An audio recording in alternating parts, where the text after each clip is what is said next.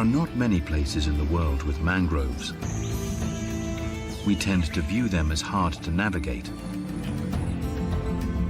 full of tangled roots, mosquitoes, and mud. But they are so much more. Mangroves are one of the most important habitats on Earth for safeguarding the well-being of humans. Not to mention being vital to many of the planet's most extraordinary, wonderful, and endangered species. Everything from shorebirds to sharks and monkeys to manatees. Once we explore this unique landscape, it's not just wildlife, but us who are drawn to the magic of mangroves.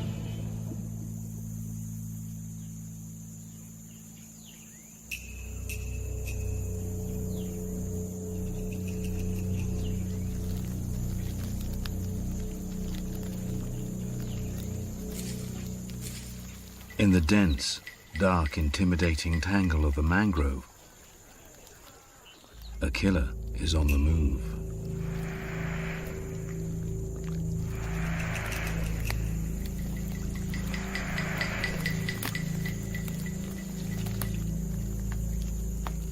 This is a Burmese python,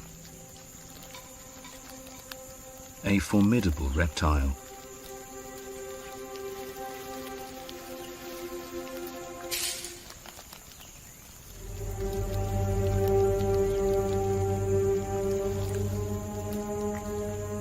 One of the longest snakes on Earth.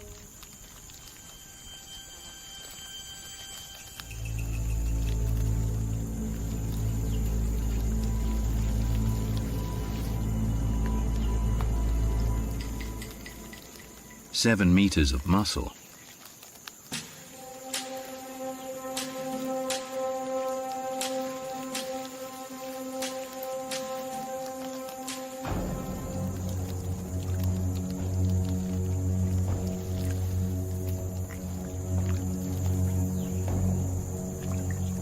Expert in climbing and swimming, and able to stay submerged for up to 30 minutes. It's very much at home in native mangrove forest.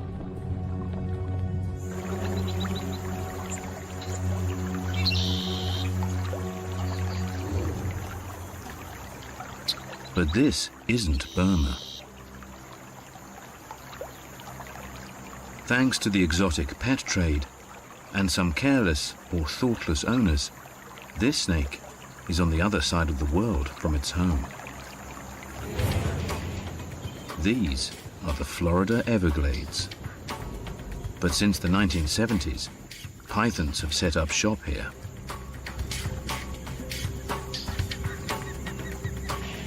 It's warm and wet, a home from home. Ideal habitat that's packed with food. A multitude of species that have never met a python before and have no adaptations to deal with such a predator. Small furry mammals like the raccoon have declined by 99%.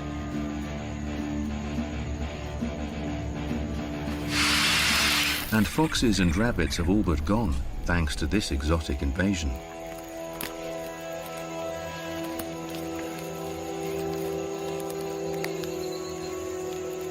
There might be 150,000 or more pythons in the Everglades, munching their way through everything from birds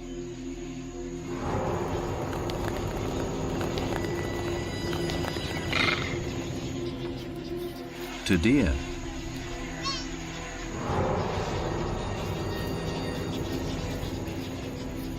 and even alligators. They're having a massive impact on the entire ecosystem, a reminder of how finely balanced nature is. The giant snakes have knocked this ecosystem out of kilter. And some ecosystems are more important than others.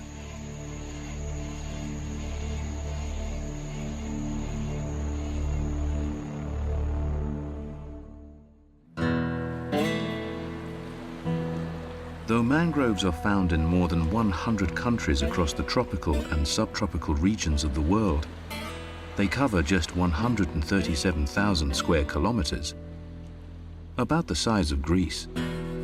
And yet, as we'll see, perhaps more than any other landscape, they're vital to human health, as well as a unique animal and plant community.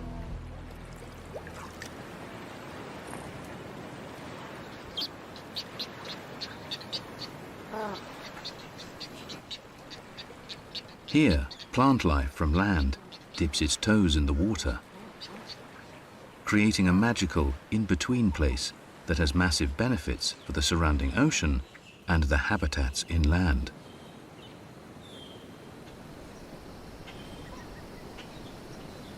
Mangroves are among the most productive and complex ecosystems on Earth.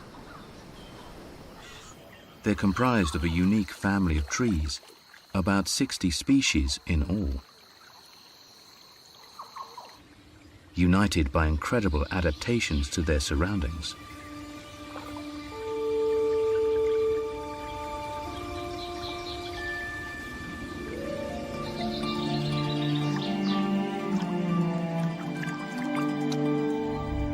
They all have networks of roots that spread out to anchor them in the soft sediment of the coast,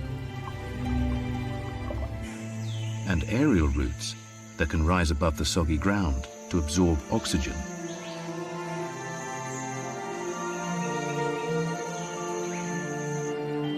And special salt glands in their leaves, which can extract and expel the salt taken in from the seawater.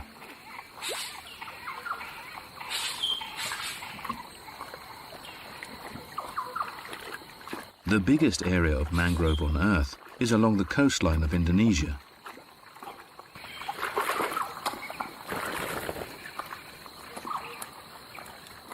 A lush coastal forest area twice the size of Jamaica, and home to one of the most bizarre faces on the planet. Female and young proboscis monkeys look a little odd.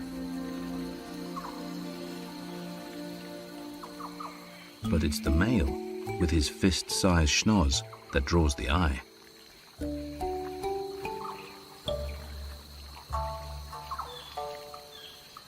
The primates live in small family groups, with one adult male. Therein lies the key to his distinctive profile. Apparently, for proboscis monkeys, size does matter.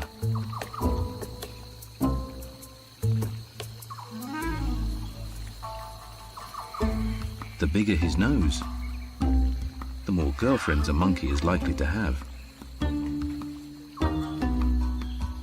The supersized snout not only has visual appeal,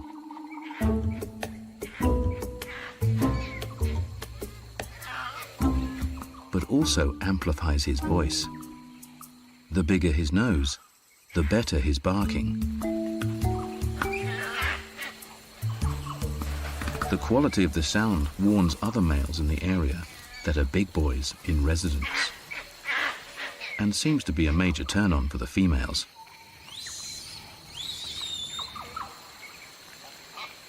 This troop lives high in the canopy of the mangroves, but makes a daily downhill migration.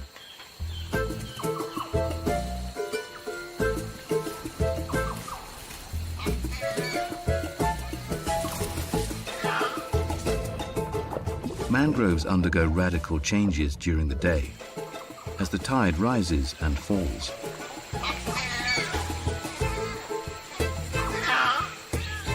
With the water levels lower, the monkeys descend. The male stands guard as his dozen lady friends and their young make their way down. He brings up the rear. They are totally suited to life in the trees and hardly ever go to the ground. All they're after are the lower branches that can be out of reach at high tide. There are plenty of mangrove leaves here for them to eat.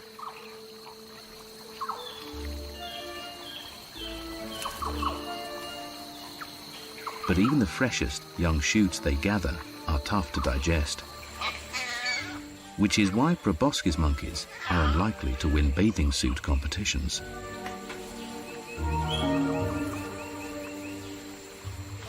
Their rather portly stomachs are basically big fermentation chambers to break down the tough foliage. They waste no time in binging before the tide turns.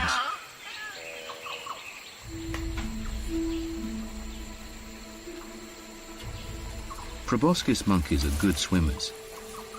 They even have partially webbed feet, but they still prefer to avoid the deeper water below the trees.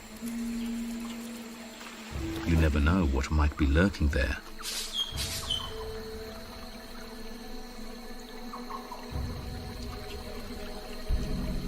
Crocodiles have learned to wait under the monkeys' favorite feeding spots.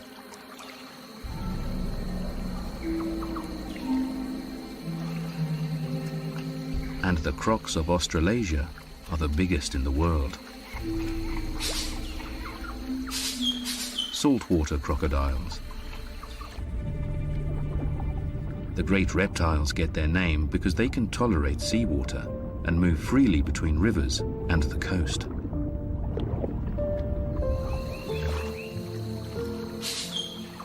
The mangrove in between is an excellent place to hunt. Ambush predators. They try to get as close as possible, ready to launch their attack.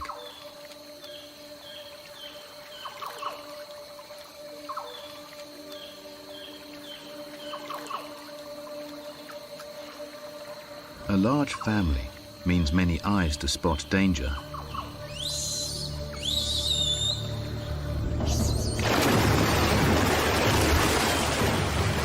But this time, the alarm call came too late.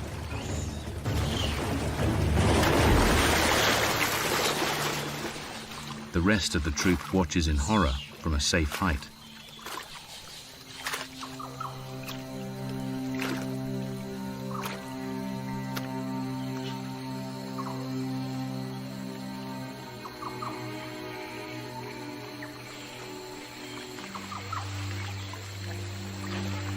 Time to go.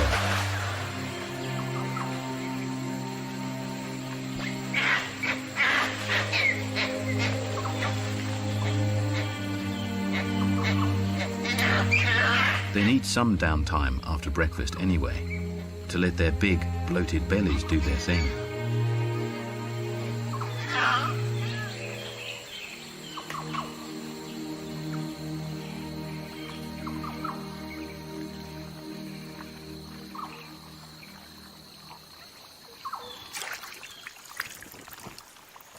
The rise and fall of the tide can transform coastal mangroves. Asian mangroves, like these in Japan, can see big shifts in water level. As the tide retreats,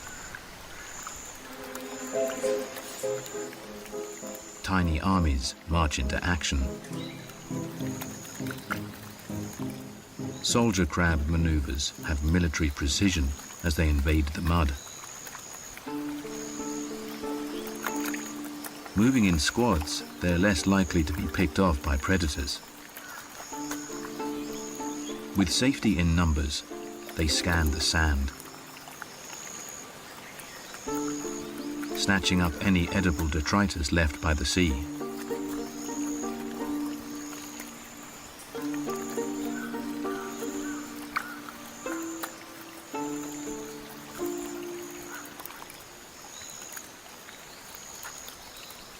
Fiddler crabs, on the other hand, don't like company.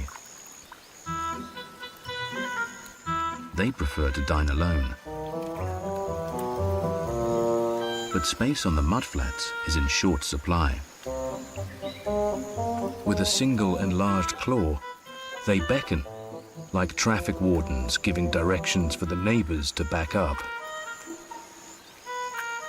Anyone ignoring the message might resort to an arm wrestle to settle the score. The beach cleanup crew don't have time to argue. In just a few short hours, the tide seeps back into the mangroves, and the crabs must return to the mud.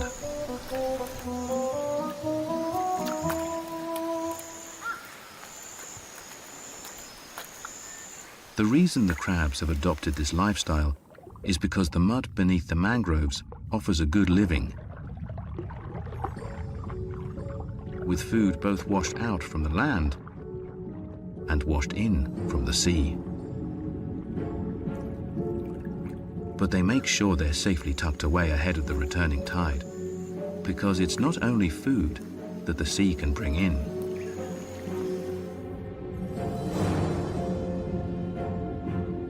Lemon sharks, this time cruising in the waters of Florida's mangroves.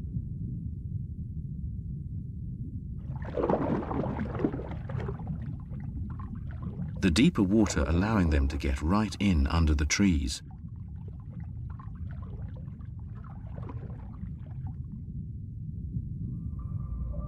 They forage by nuzzling under rocks, looking for shellfish.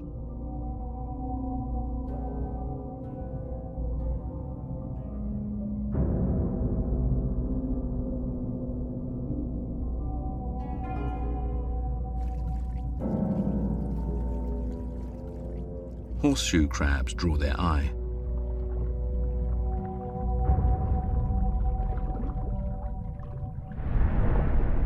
But they're too big.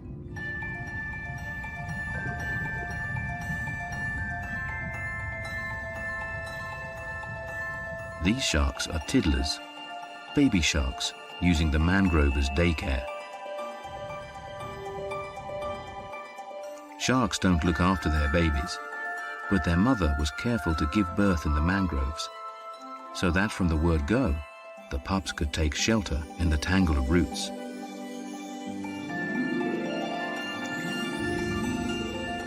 As sharks go, they're pretty cute and friendly, and have allowed researchers to study them closely, revealing that they have individual personalities, make friends with each other, and can even be taught tricks.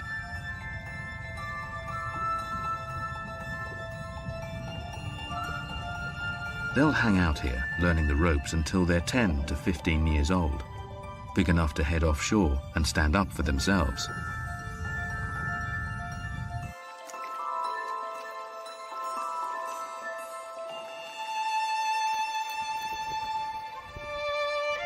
Sharks are not the only fish to cash in on the protective root systems of mangroves. Warm and sheltered, the waters are ideal places for young life.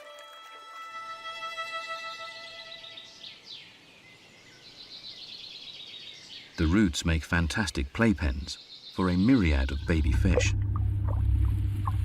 Some fish species spawn in the mangroves, laying eggs so the young hatch here, while others spawn at sea, but their planktonic babies know to make their way here for safety.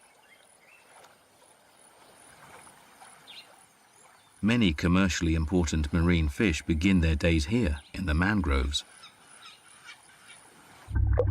And the colourful fish life on coral reefs, so loved by human divers, is dependent on the mangroves for child rearing as well. Coral reefs that are close to mangroves have 25% more fish on them than those that are not. That's the quality of childcare the forests offer, sheltering and feeding the little ones and keeping them out of the reach of the bigger predators of open water.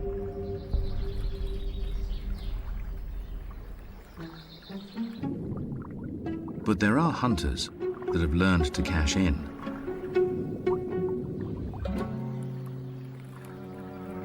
A lava heron uses the aerial roots as a handrail to lower itself carefully into place. It's a spear fisherman.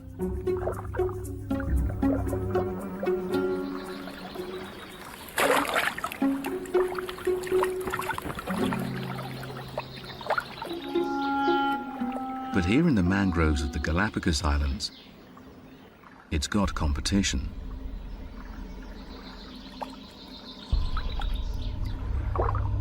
These fish face attack from both above and below the surface.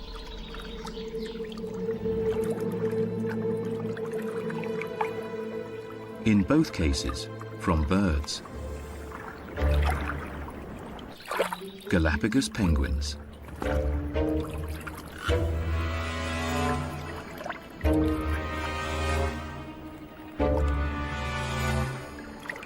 The birds are critically endangered and depend on the rich pickings in the mangroves.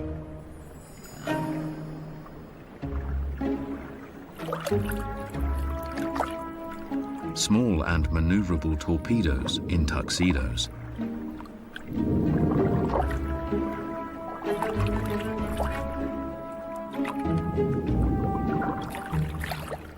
They can dash in around the tree roots.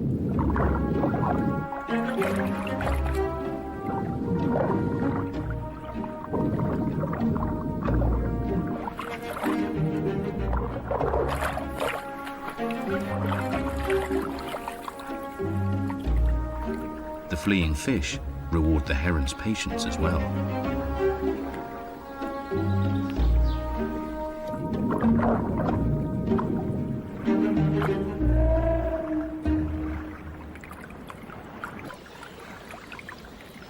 Despite the occasional avian invasion, mangroves remain a safe haven for many.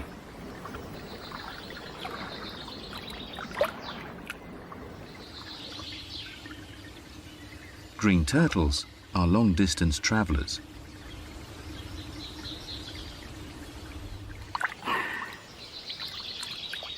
After months of ocean-crossing journeys, many seek the chance to rest and warm up, preparing themselves for the breeding season. The mangrove trees absorb the impact of waves on the coastal side, but further into the forest, create lagoons where the water is still and safe.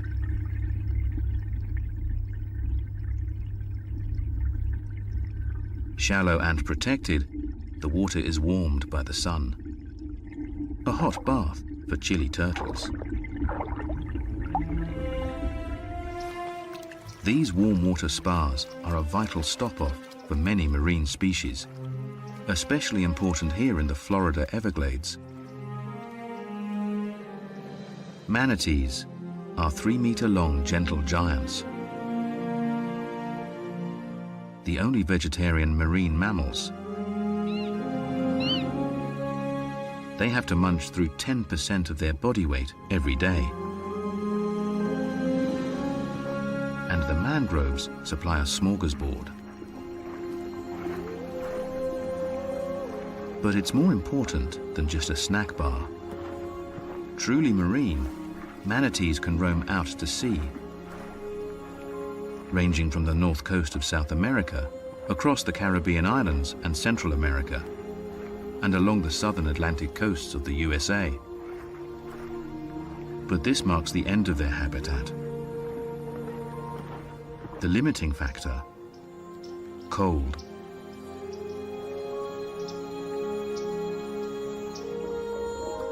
During winter, North America's manatees can suffer from hypothermia if they don't seek warm water sanctuaries.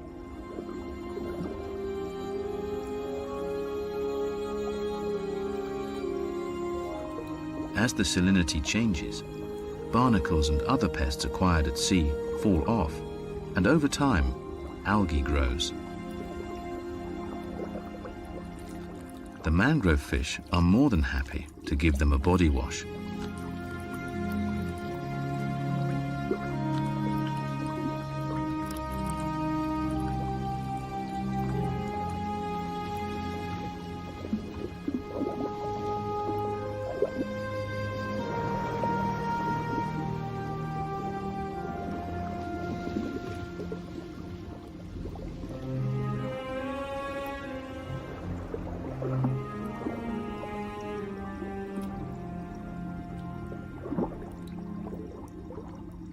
With solid bones as ballast, manatees can spend hours resting in the shallows, enjoying the warm.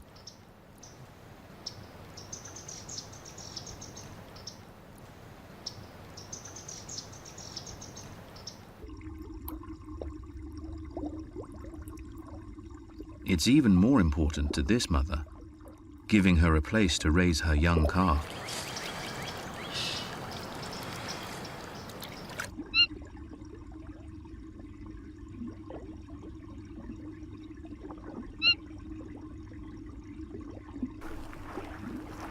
In deep waters, it might be at risk of shark attack, but here it can safely follow her around and enjoy her rich milk.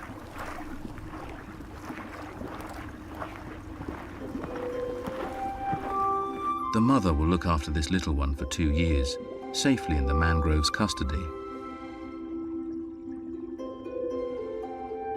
It's not just marine creatures that depend on mangroves.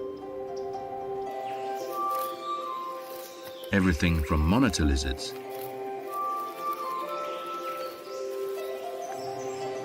to monkeys and even cassowaries.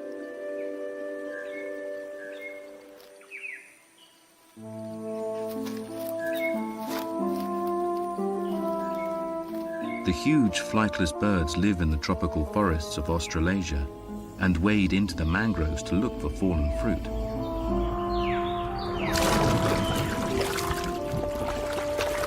Their sensitive hearing picks up on every splash.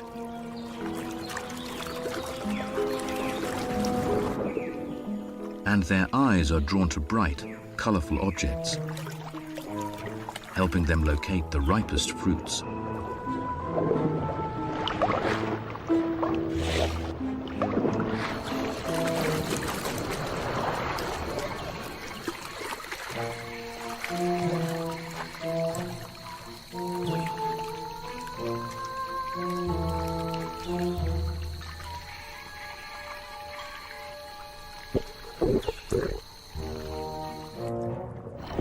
The birds prefer to forage alone. Females might rendezvous with males briefly, but they don't stick around.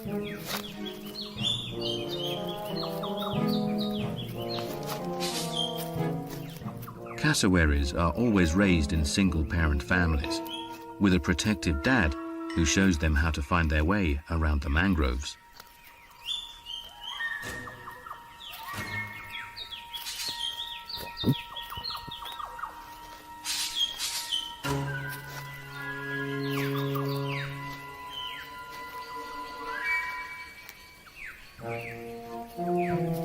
Many birds thrive in these unique forests.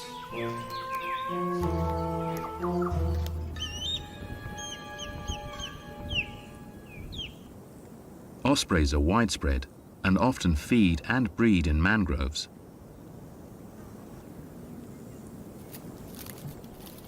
In many regions, they're migratory, but the warm, rich mangroves can provide for them year-round.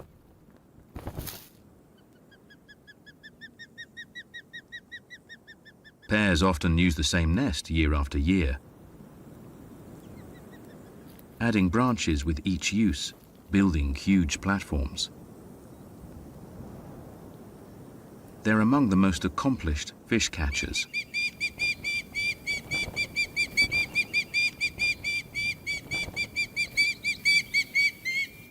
Which is just as well.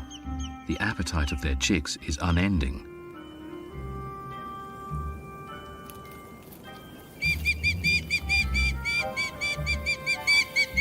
The secretive, skulking, yellow-crowned night heron waits patiently for the tide to retreat.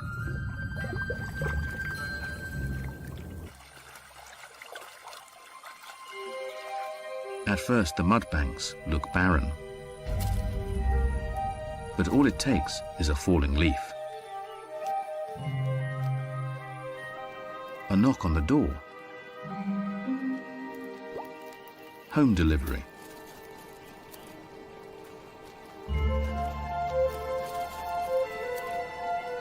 It's enough to tempt a blue land crab from its burrow.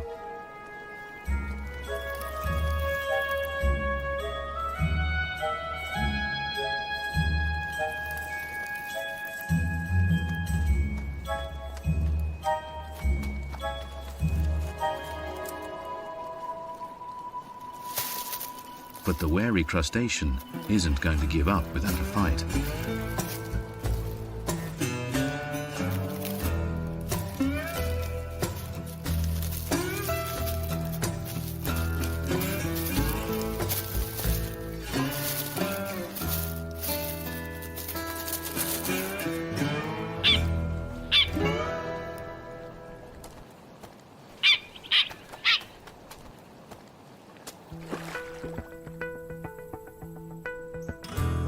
During the summer, fish can be concentrated in shrinking pools in the Everglades at the back of the mangrove, making them easy for white ibis to pick off.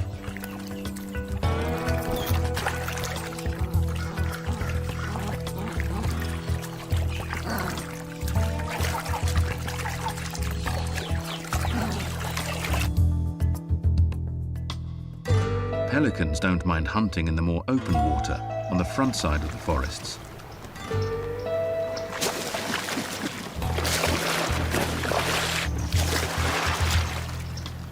Scooping with their big beaks to snag fish. Though they don't mind taking advantage of a visitor from the coast.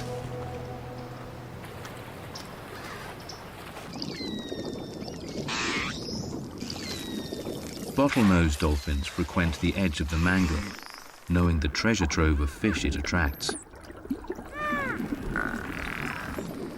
They can work together to drive fish into tight balls and chase them into each other's mouths.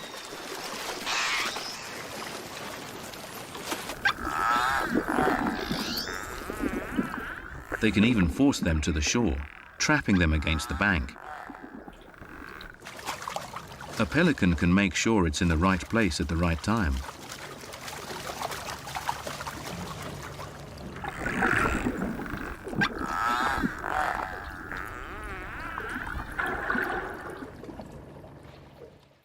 Mangroves don't just provide food, but safe nesting places for birds.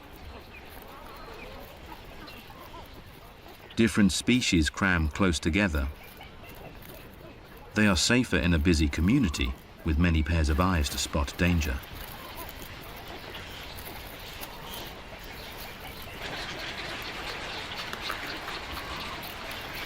Though the best spots are in short supply, so neighborly disputes compete with the racket from chicks begging for food.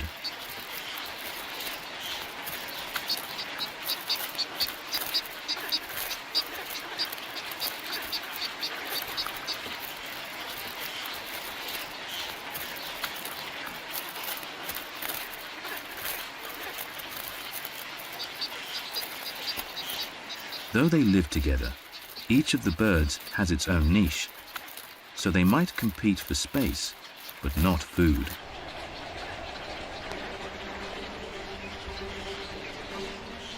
The lightning-fast dagger beaks of egrets and herons snatch small fish.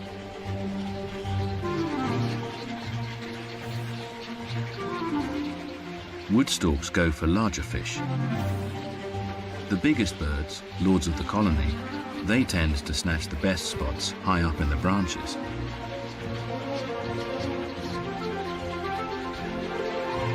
It's mostly the male birds that build the meter-wide nests. Both parents brood eggs and young. The chicks are never alone for their first 3 weeks of life.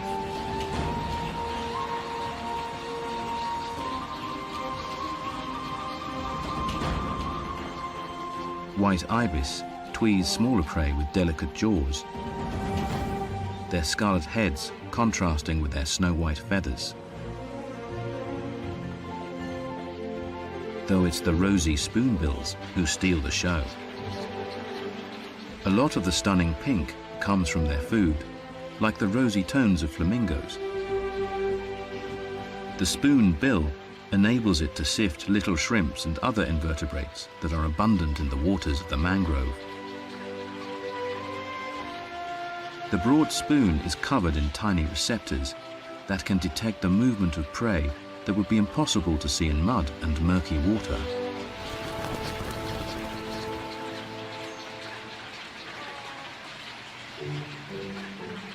All of the birds tirelessly ferry food to their hungry young, creating an endlessly moving, noisy throng.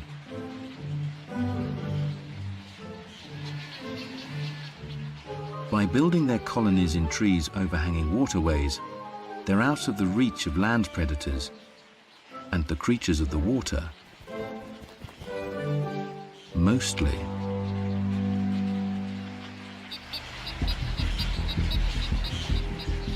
There's one hunter here that has developed a rather clever skill.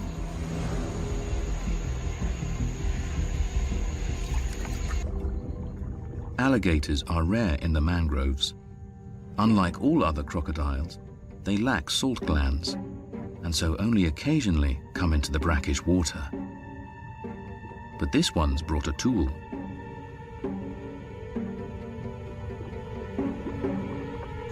Everglades alligators have been observed waiting patiently with sticks on their heads under the bird colonies. It's bait. The gator can simply wait for an egret to spot the stick. Perfect for completing its nest.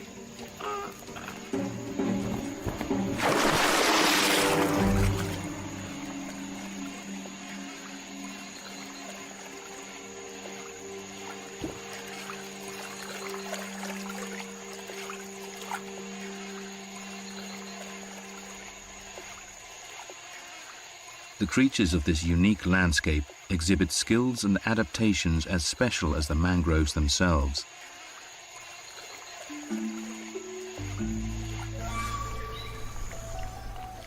Just as mangrove bridges the gap between water and land, so does one of its liveliest inhabitants.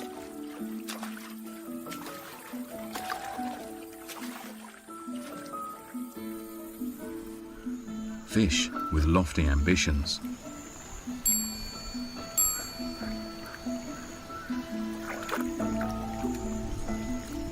Like our ancestors that crawled from the water nearly 400 million years ago, here are fish that prefer to feel terra firma beneath their feet, or at least beneath their fins. Mud skippers.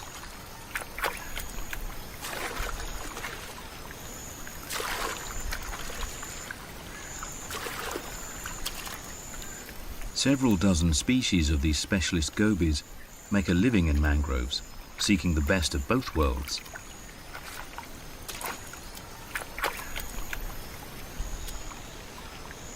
Humans take a mouthful of air before diving into water. Mud skippers do the opposite. A mouthful of water that will sit in their gills, a mini oxygen tank allowing them to breathe. They're actually happier out of the water than in it, but must find puddles from time to time to dunk their gills. Strong fins enable crawling and even some impressive hops, helping them to navigate the mud.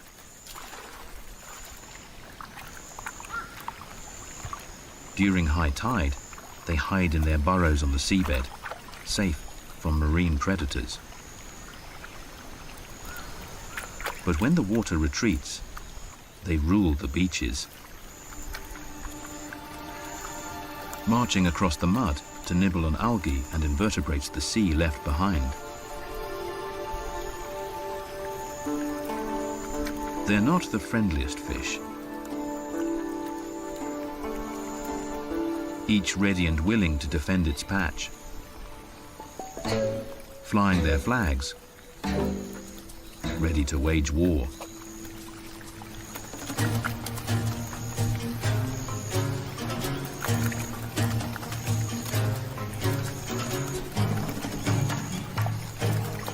Fights can't go on for too long, because sooner or later the water will seep back in, and the free-roaming fish of the land will need to hide away.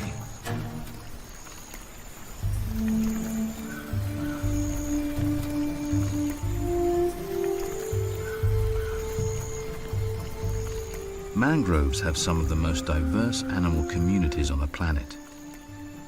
They have virtually everything, even their own deer.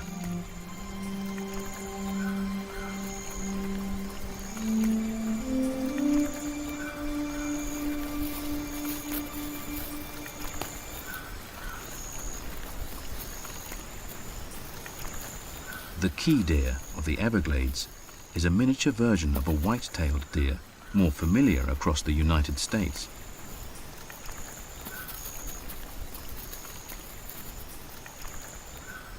Thousands of years ago, a small population of deer were cut off by the rising sea levels and evolved in isolation.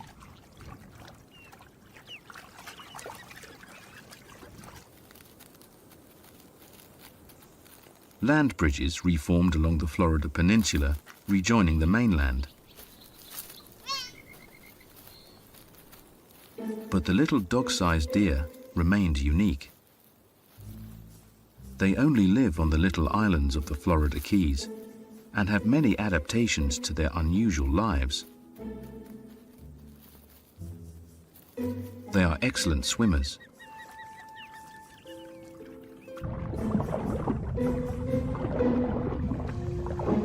Useful for a bit of island hopping.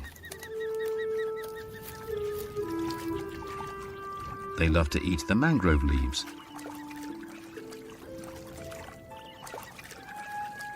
and can even tolerate the odd sip of salt water. But despite their adaptations, the key deer is endangered. In the 1950s, only about 25 deer remained. They became one of the first animals ever protected by the Endangered Species Act.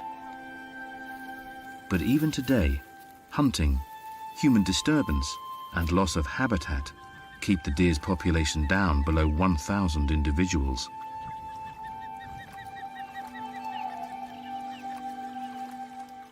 The deer remain vulnerable, and so do mangroves themselves.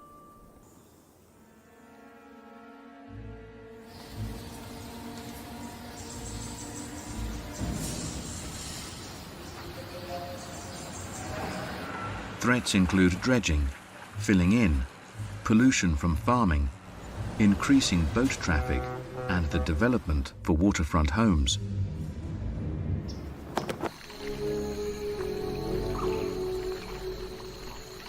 When mangroves are destroyed, they release a lot of carbon dioxide. This adds to the impact of greenhouse gases,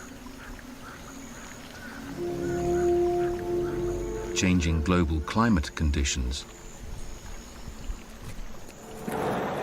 Mangrove destruction is madness. Mangroves are vital, not just to the animals that live in them, but to human populations all over the world.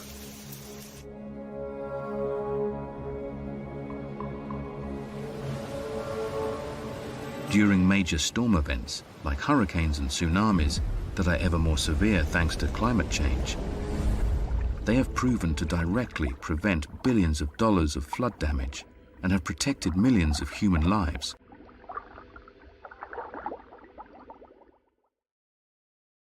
Their dense tangles of branches along the coast take the power out of storm surges and absorb the impact of waves.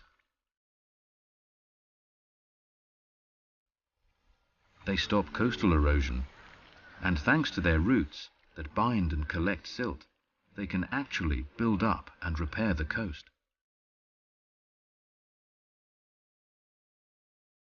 Their roots filter out nitrates, phosphates, and other pollutants, improving water quality.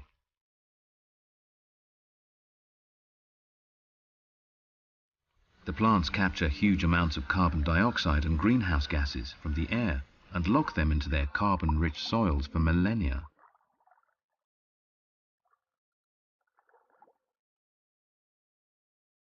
Therefore, they're critically important in climate stabilization.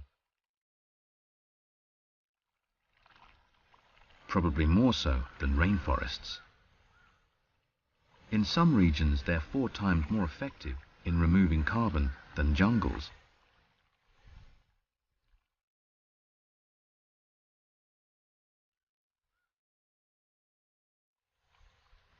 The mangroves also create nurseries for wildlife, including many species of fish that are vital to fishing economies and that feed local communities.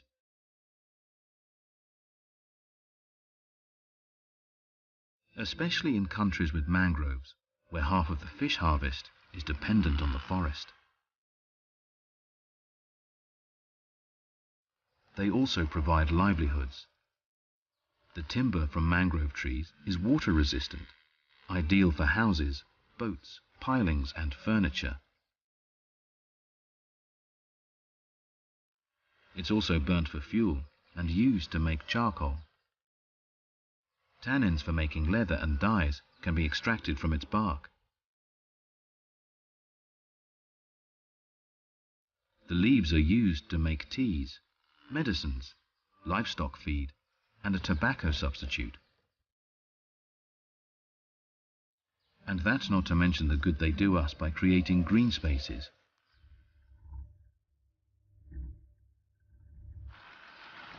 Where we can go snorkeling, kayaking, paddleboarding, and get some free relaxation therapy from nature.